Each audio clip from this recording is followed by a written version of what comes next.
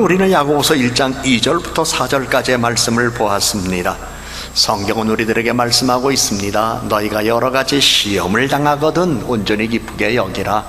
여기서 시험이라는 말은 trial, 시련이라는 뜻입니다. 이 시험이라는 단어는 temptation, 유혹이라는 단어로 사용되기도 하고 테스트, 시험이라는 말로 쓰여지기도 하고 그리고 트라이얼, 시련이라는 단어로 쓰여지기도 합니다만은 그러나 오늘 본문에서 기록된 너희가 여러 가지 시험을 당하거든 이라는 말은 너희가 여러 가지 시련을 당하거든 온전히 기쁘게 여기라고 말씀하는 겁니다. 살면서 시련 없는 삶을 우리는 살아가기를 원합니다. 그런데 시련이 있습니다. 인간사의 갈등 속에서 시련이 있습니다. 생계에 대한 어려움 가운데 시련도 있습니다. 그리고 내게 주어진 과업을 이루기 원하는 일들 속에 감당한다고 해도 그것이 너무나 무겁고 힘들어서 시련이라고 생각할 수 있는 일들도 있습니다. 그런데 성경은 우리들에게 말씀하고 있습니다. 너희가 세상 살아가는 동안 시련을 당하고 있느냐? 내가 시련을 없애 주겠다고 말씀하는 것이 아니라 시련을 당하면 기쁘게 여기라. 마음의 태도에 따라서 시련이 내 인생의 승리의 세상으로 가게 하는 것도 될 수 있다는 것을 기억하고 먼저 우리는 마음의 태도를 기쁘게 여길 줄 아는 사람이 되어야 할 것을 말씀합니다. 생각을 바꿔라 그리하면 내 운명이 바꿀 것이다 라는 말이 있는 것처럼 우리는 내가 세상을 살아가는 동안 어떠한 생각을 품고 사느냐에 따라서 인생의 과정이 달라지고 그 과정은 결과도 다르게 만든다는 것을 우리는 알아야 합니다. 그래서 성경은 말합니다. 너희가 여러 가지 시련을 당하거든 온전히 기쁘게 여기라.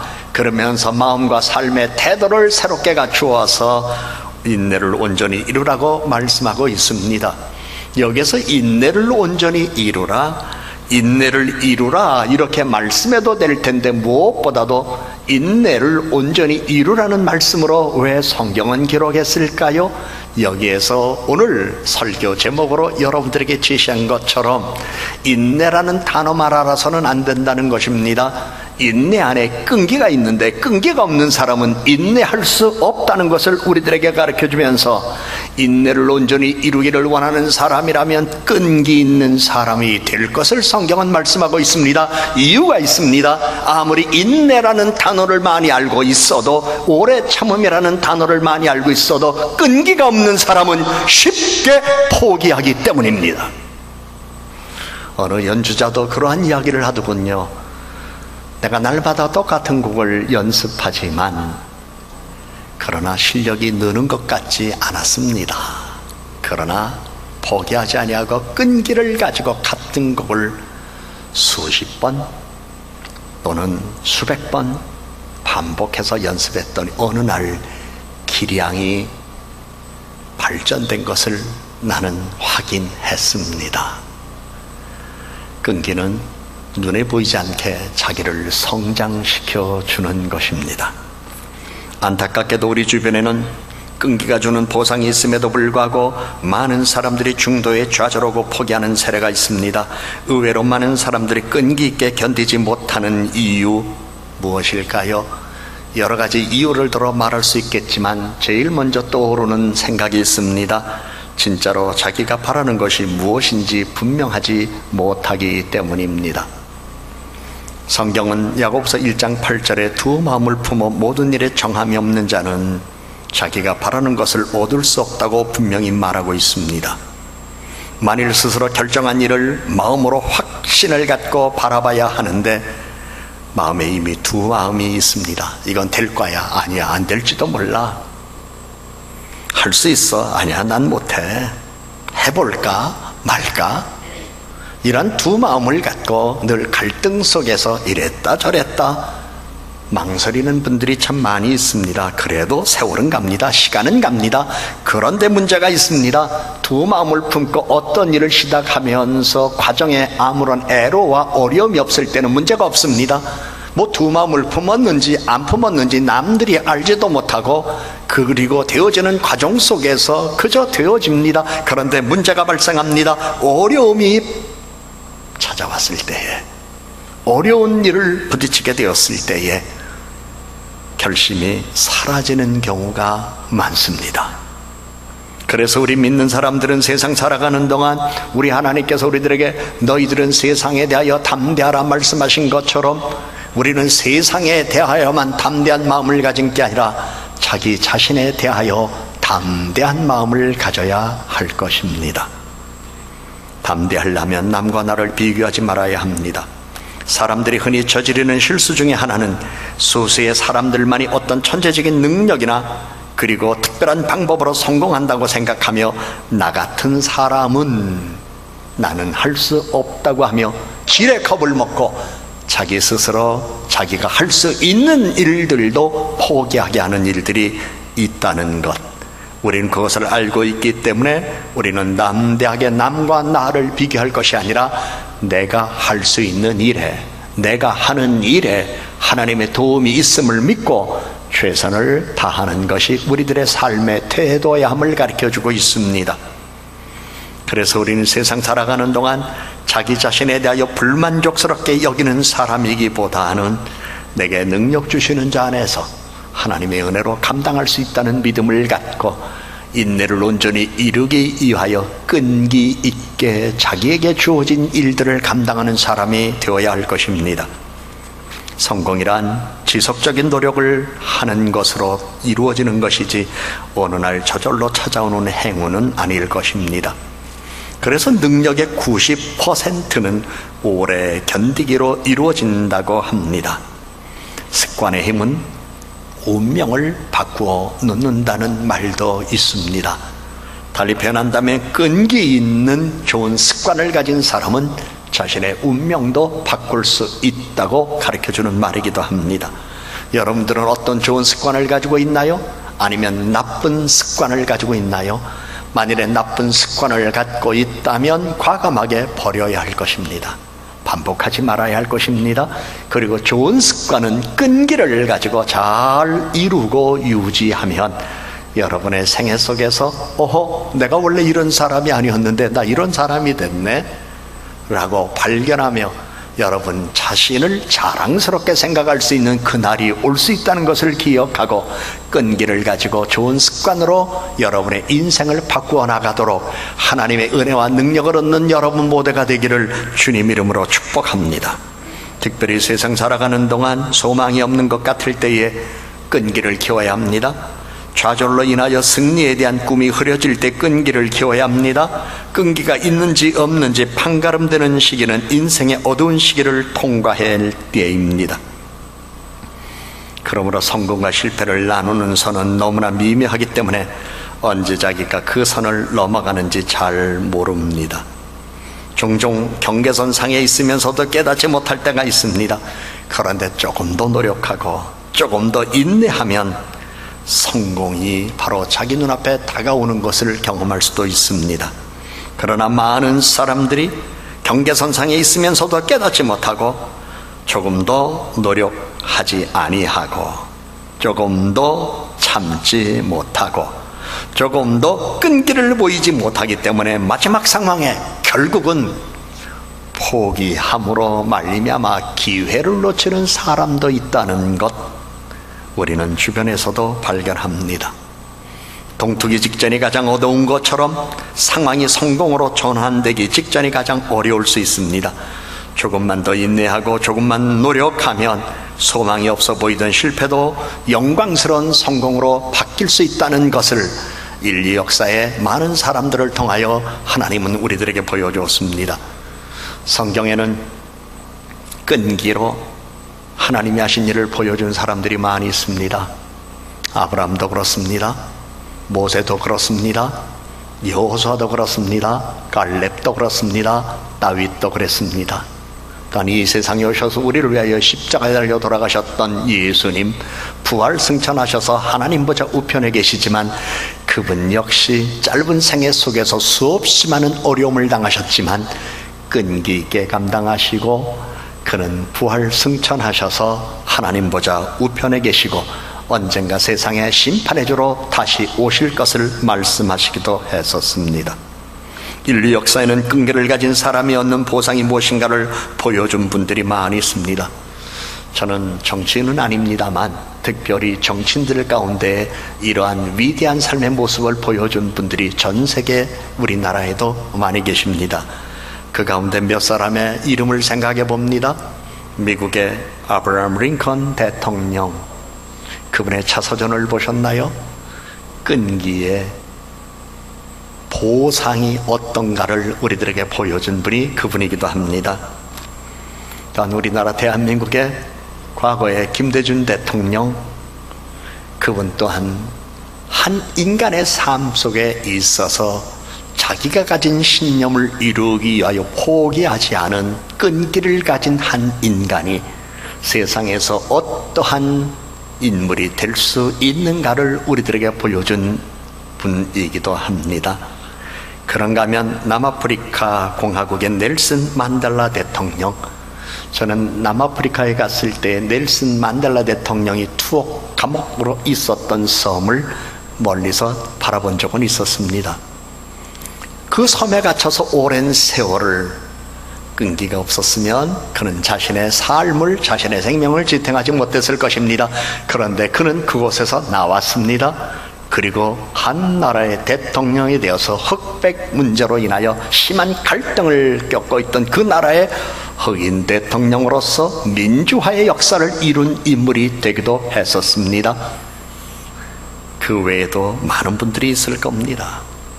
우리는 성경에 기록된 분들이나 인류 역사에서 이와 같은 삶의 모습을 보인 분들을 생각하고 인생을 조명하면서 공통적인 것을 우리는 발견할 수 있습니다. 인생에서 진정한 승리를 원하는 사람이라면 대가를 지불할 줄 아는 사람이 되어야 한다는 것, 영광을 바라본다면 고난을 경험하여야 한다는 것. 그런데 사람들이 보다 나은 삶 속에서 성공을 경험하기보다는 더 많은 실패를 경험하는 이유는 승리에 대한 대가를 지불하려고 하지 않기 때문입니다. 무슨 일이든지 노력의 결과를 얻으려면, 수고에 대한 보상을 기대한다면 대가를 지불하는 희생이 있어야 될 것입니다.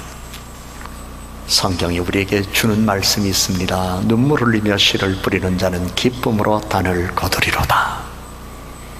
우리는 우리의 생애 속에서 내가 단을 거두기를 원한다면 오늘 눈물을 흘리며 씨를 뿌리는 것도 있어야 할 것을 말씀하고 있습니다. 바라기는 인생의 여행을 바라보는 사람이 되기보다는 나의 수고와 노력 위에 하나님의 은혜가 갑절로 임해서 내 수고보다 더 나은 은혜와 복을 경험하는 여러분 모두가 되기를 주님의 이름으로 축복합니다. 여행만 기다리고 아무것도 안 하다가 아무것도 건지지 못하는 사람이기보다는 그래도 내가 끈기를 가지고 감당하는 동안 하나님은 나에게 감당할 수 있는 힘도 주시고 기회도 주셔서 오히려 끈기를 가진 사람에게 주시는 보상이 이런 것이었다는 사실을 자랑스럽게 이야기할 수 있는 사람들이 되어야 되지 않겠습니까? 그런가 하면 사람들이 중도에 포기하는 이유가 있습니다. 승리의 경험이 적기 때문입니다. 간혹 어린 자녀들을 키우는 부모님들에게 인생을 조금 더 산 선배로서 인생의 많은 내용들을 알고 저 역시 자녀를 키워본 부모로서 권하는 이야기가 있습니다. 아이들에게 늘 작은 성공을 경험하도록 하게 하십시오. 작은 승리를 경험하게 하십시오. 그래서 승리의 경험이 누적되면 더 큰 승리를 바라보게 될 것입니다. 작은 성공을 자주 경험하게 하십시오. 그리고 더 큰 성공을 꿈꾸게 하십시오. 그러면 성공에 대한 열망이 생길 것이고 승리에 대한 희망이 생길 것입니다 라는 이야기를 저는 젊은 부모님들에게 자주 합니다. 왜냐하면 성공과 승리를 경험하지 못한 사람은 승리와 성공 자체가 두려움입니다. 승리와 성공 자체가 장애입니다. 그래서 그것을 뛰어넘으려고 하지 않습니다. 바라만 보고 있을 뿐만 아니라 멀리서 남이 경험하는 것에 대하여 평가만 하려고 하는 성향이 우리에겐 있습니다. 그래서 언제나 작은 성공, 작은 승리를 경험하는 것은 미래를 위하여 매우 좋은 일인데 그 작은 성공이나 작은 승리도 끈기가 없으면 되지 않는다는 것 우리는 잘 압니다. 사랑하는 여러분, 세상에서 배워야 할 것들이 많이 있습니다. 끈기를 배우시기를 바라고, 끈기를 간직하시기를 바라고, 성숙한 미래를 향한 끈기는 반드시 보상해 준다는 사실을 여러분의 마음 안에 믿음으로 간직하시기를 소망합니다. 부커 워싱턴은 성공은 우리가 어떤 주위에 올라가는지에 의하여 측정되어서는 안 된다. 성공은 우리가 어떤 장애물을 극복하였는지에 의하여 측정되어야 한다. 세상에는 중도에 포기한 사람들이 모여 사는 패배자들의 세상과 끝까지 견딘 사람들이 모여 사는 승리자들의 세상이 있다고 했습니다. 이 사람은 아주 세상을 이렇게 두 부류로 나눴습니다. 패배자들의 세상, 승리자들의 세상. 그렇다면 오늘 우리는 어디에 머물고 있을까요? 내 삶의 자리가 패배자들의 삶의 자리입니까? 승리자들의 삶의 자리입니까? 과거가 중요하지 않습니다. 이제 어느 곳을 향하여 나가겠습니까? 어떤 곳에 가서 머물고 싶습니까? 어떤 곳에 가서 살고 싶습니까? 실패자의 세상을 원하는 사람은 아무도 없을 것입니다. 승리자의 세상을 향하여 살아가는 믿음을 가진 사람이라면 우리는 오늘 성경이 우리에게 가르쳐 주시는 교훈 가운데 끈기를 다시 자신의 무기로 삼아야 할 것입니다. 인내, 오래 참음. 우리는 단어 공부하는 사람 아닙니다. 인내라는 단어, 오래 참음이라는 단어 몰라도 괜찮아요. 근성이 있어야지요. 근성, 그것은 내 안에 가진 힘입니다. 우리 하나님께서 오늘 여러분들에게 이 은혜 주시기를 주의 이름으로 축복합니다. 끈기 있게 자녀를 키우세요. 끈기 있게 공부하세요. 끈기 있게 다이어트도 하세요. 끈기 있게 노력하세요. 끈기 있게 사업하세요.